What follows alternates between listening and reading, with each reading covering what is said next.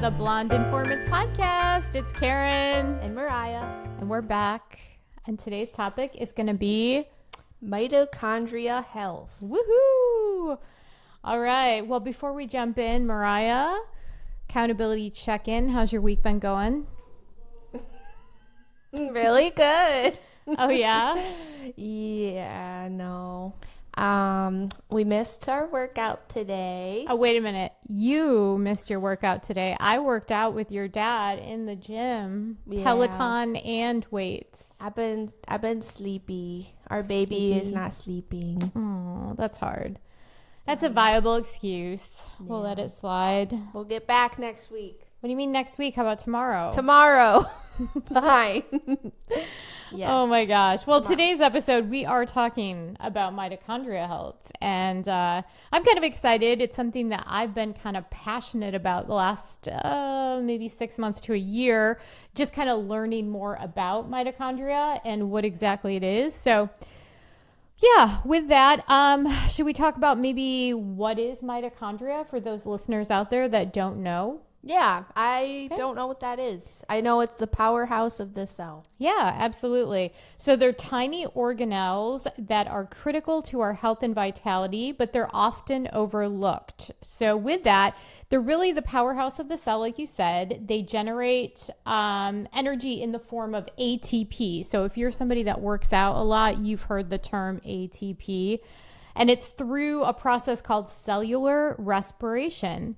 But their role extends far beyond energy production. They play a critical role in metabolism, in signaling, and even in cell death. So as cells die, they have to actually be booted out of our bodies. And so mitochondria play a key role in that. And then according to the United Mitochondria Disease Foundation, that was a thing. I know, I didn't know that was a thing either.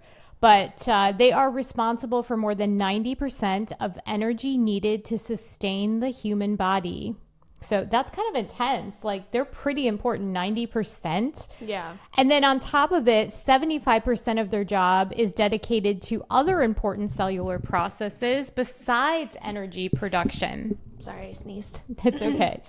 So they actually do a lot, and they're really, really important. And it's interesting to me that we almost never talk about mitochondria. So do you want to talk a little bit about how to support mitochondria health? Sure. So obviously nutrition is going to be a big one from what I've kind of read and understand about mitochondria health. Yeah.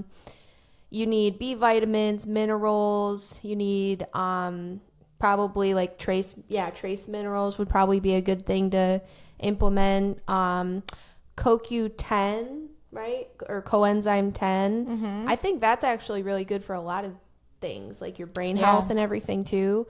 Creatine.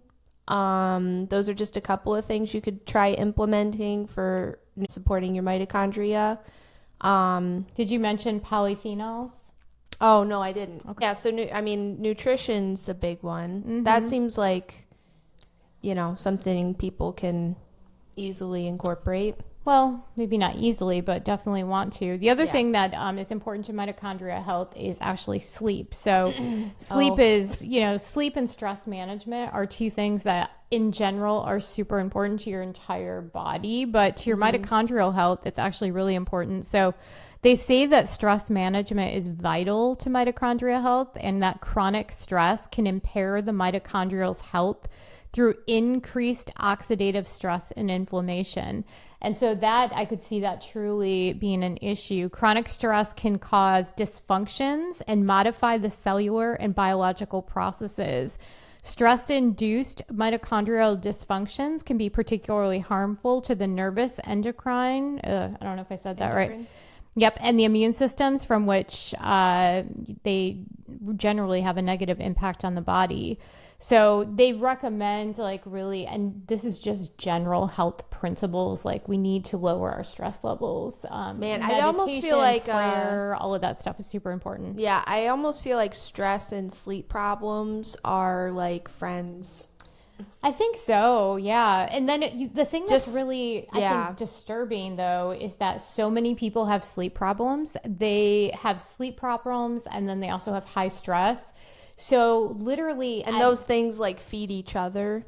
well, and they do, but when you're sleeping for 8 hours at night, that is when your body can repair and restore and renew. So if you're not sleeping well, Yeah. and you're under a ton of stress, your body's not healing when you sleep. Shout out parents Well- of babies that don't sleep. But there are things that we can do. I think the Lord gives you a little extra boost of adrenaline to get you through that.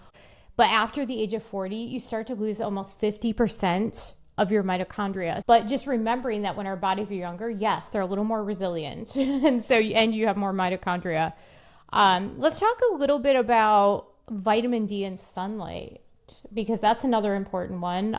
Yeah. Mitochondria actually really, really enjoy vitamin D. So D deficits are probably one of the biggest. Everybody has one. Yeah. Well, and by design, I think, because they've told us for so long, like the sun is, Your going to enemy. give you cancer and it's not good for you. And like, actually, that's not true. Yeah, I mean, if you don't have vitamin D, you're probably sick all the time. You're not functioning at your highest capacity. Right. Well, and Yeah. vitamin D promotes mitochondrial biogenesis and increases oxidative capacity in the muscles to burn brown fat. So it's actually an important function to mitochondrial health is intaking vitamin D. And the best source, obviously, of vitamin D is the sun. Yeah, I also take 10,000 IUI every other day, or when I can remember. And I think when I don't remember to take it, I can tell that I didn't take it. Right. Well, I think And we go outside a lot too, though. Yeah, I feel like think we're- walking outside, getting those UVs. Yeah. And then even the timing of when you get those UV rays is important. Like going out between the hours of 1 and 2 is really important, because that's when the UV rays are the deepest and they can penetrate the skin best. Yeah. So like going out with as little clothing as possible. So the other thing that's really helpful to mitochondria, and this is something that I definitely do, is infrared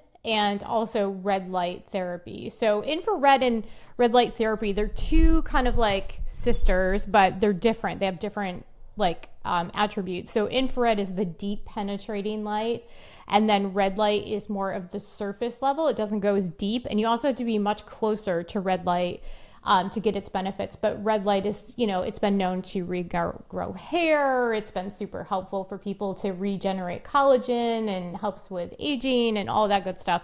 And there's a million other benefits. It can also be very beneficial to healing and just like post-exercise recovery. Infrared, however, goes much deeper and penetrates deep into the cellular structure. And so 45 minutes of infrared sauna or infrared sauna blanket usage really is beneficial in helping to penetrate and generate healthy cells, and then also discard the zombie cells that need to be taken out of our bodies. So I'm a huge fan. I am. And this, I wish we Go could, ahead. maybe we should try and for other people who maybe can't afford really expensive infrared, things, we should try to find affordable options. yeah, well, and that's actually, so here's the key. And I also don't we need to look into what is red light? Why can't I just buy a red light bulb? Sure. Well, and that's the thing. It's all about the nano micro light waves that come out of it. So sure, you can buy a red light bulb, but the thing is that a standard red light bulb is not going to emit enough. You need 640 nms to be able to get the actual benefits of red light. So we can do a whole episode on that. But the thing with red light too, and infrared specifically, I'm going to talk about infrared.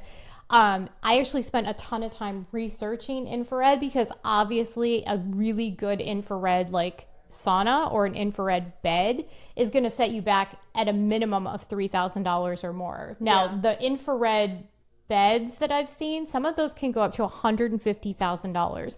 So those are unobtainable. So I did a ton of research out there, and I actually also found that some of the infrared technologies emit EMFs. So you have to pay attention to low to zero EMFs as well as high quality infrared. And so I did a ton of research on this, and I found the most cost effective no EMF sauna blanket, infrared sauna blanket. Okay. And I think it's very affordable. It was about $400, and that might seem really, really like, whoa. But here's the thing. You could find one on Amazon for $120. The problem is that it's emitting EMFs. So the entire time that you're receiving the benefits of infrared, you're poisoning your body with EMFs. So you might need to save up a little longer and actually get something that's beneficial holistically to your body. Seen, I think it was Holistic Hilda or someone. She, like, when she travels and she wants red light therapy, she has like red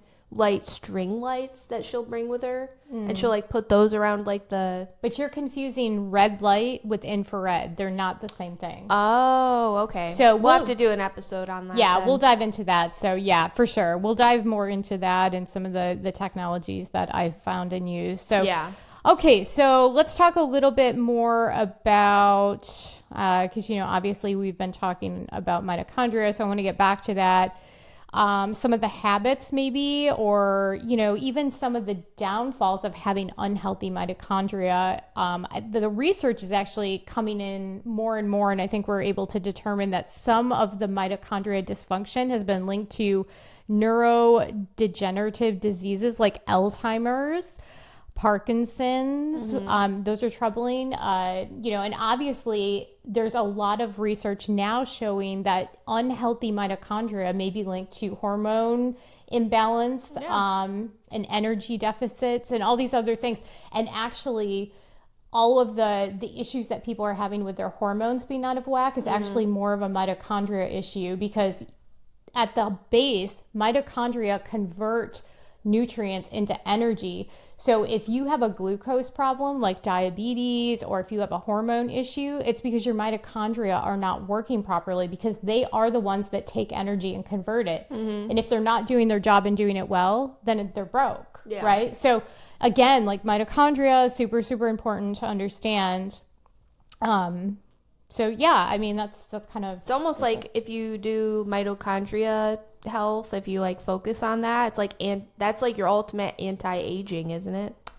Well, it's not just anti-aging. I mean, it's anti-diabetes, it's anti-Parkinson's. Well, yeah, but I mean, yeah. I mean, it just seems like a lot of that could really just, like, a lot of the things you see older people deal with when they get older, it's like you could probably mitigate a lot of that by doing this stuff when you're young. Exactly. Yep. Yeah. And then keeping yourselves healthy all throughout your life, for sure. So yeah.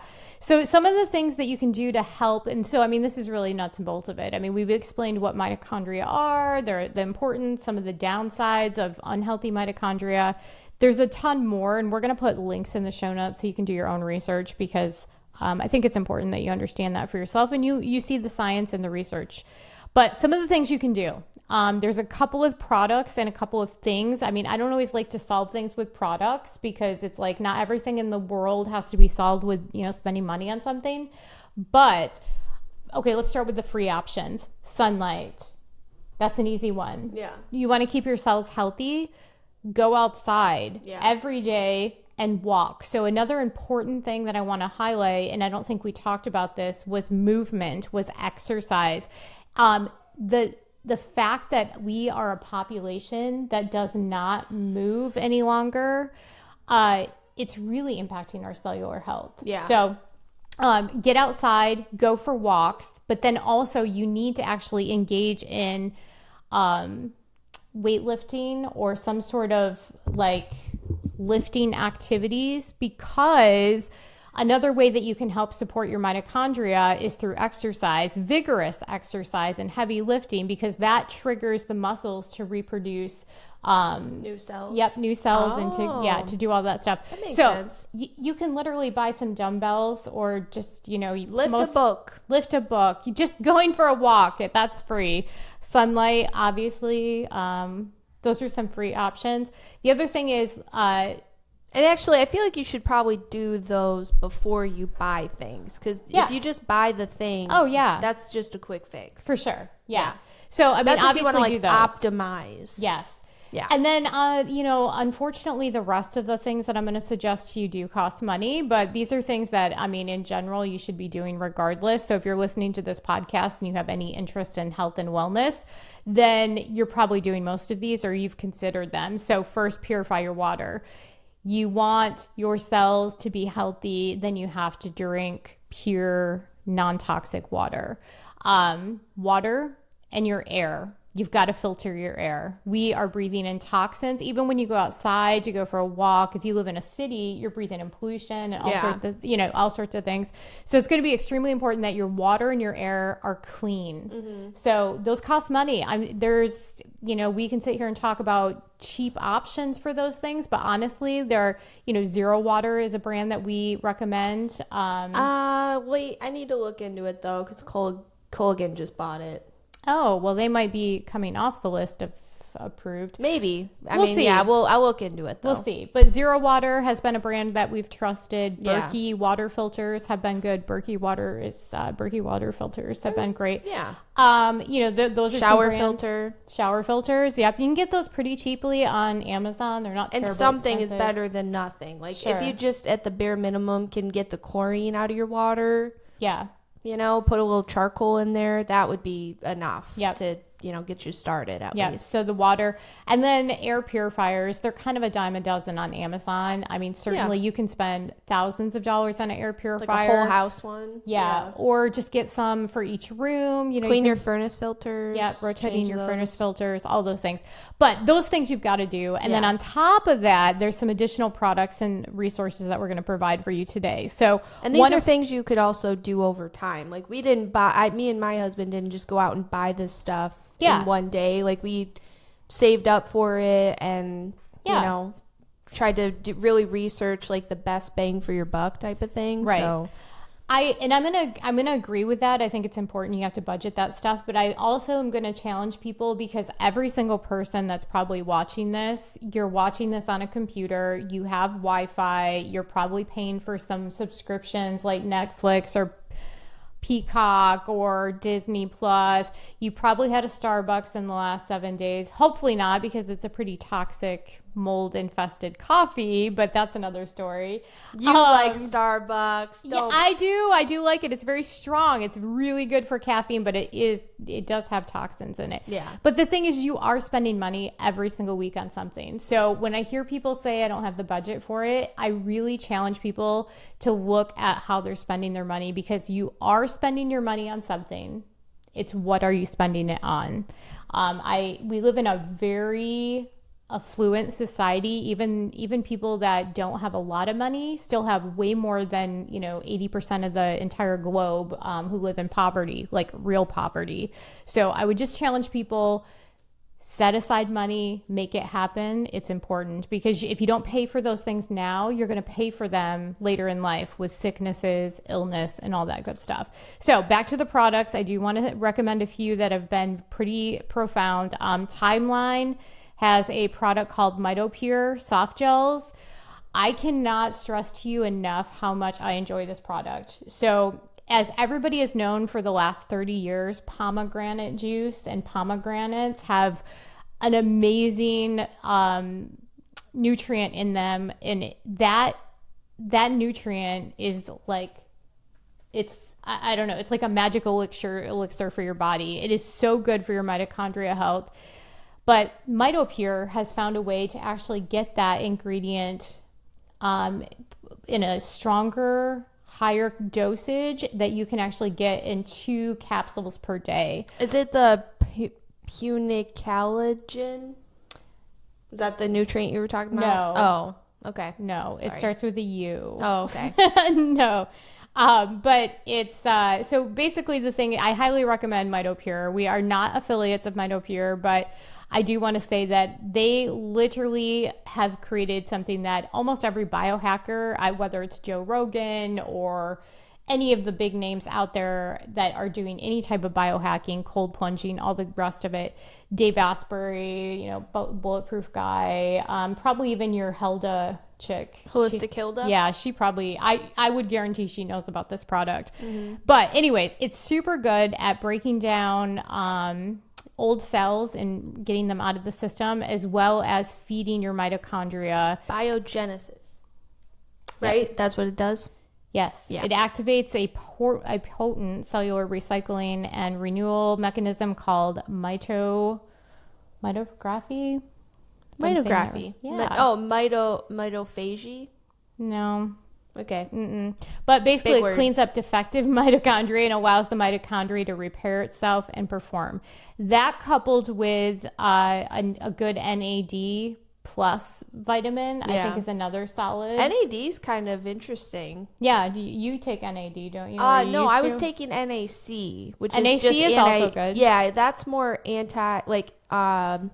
what's the word? Antioxidant. NAD is more like energy renewal in your body.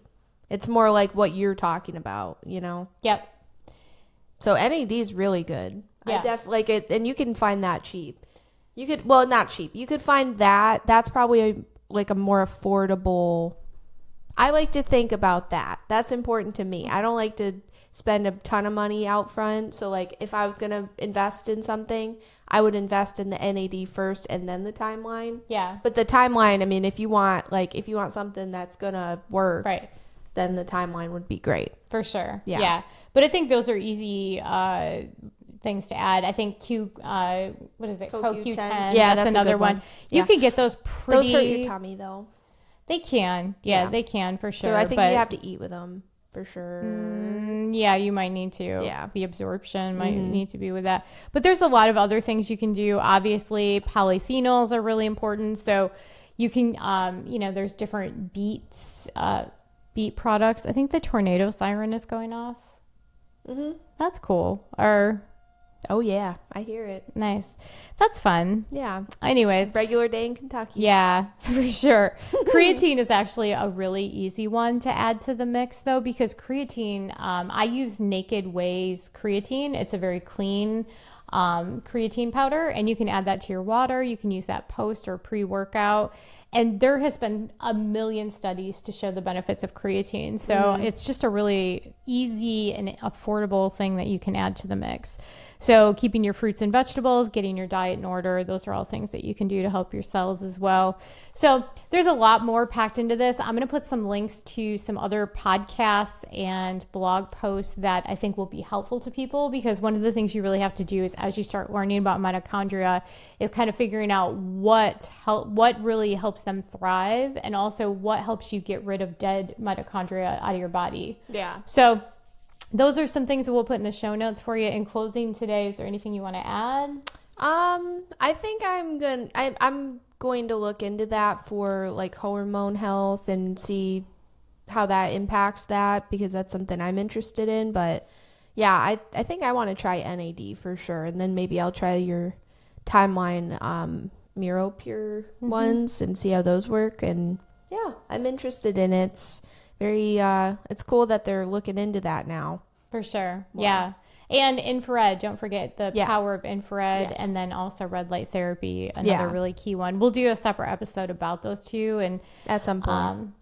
That's going to be a whole topic. So, well, thanks for joining us for this episode of The Blonde Informants, sponsored by Narrow Path Wellness. We are so grateful to have you all joining us. Make sure you shoot us an email and let us know what you think about the show. Make sure you like it, share it, and leave us a comment. And until next time, we'll see you later. Bye-bye.